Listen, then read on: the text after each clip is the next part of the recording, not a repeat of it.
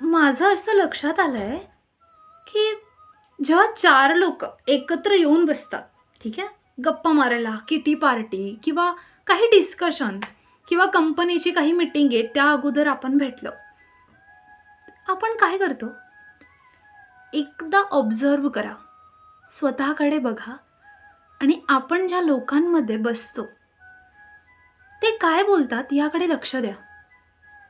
बघा 4 माणसं एकत्र बसल्यावर जर दुसऱ्यांच्या कमतरतांवर ते बोलत असतील आणि फक्त दात काढून हसणं आणि दुसऱ्यांची मजाक बनवून त्यांचा अपमान करणं, हा जर ह्या लोकांचा उद्देश असेल, तर सावधान! लवकर आपली संगत बदला. नाहीतर विचार बदलण्यासाठी त्यांना मदत करा.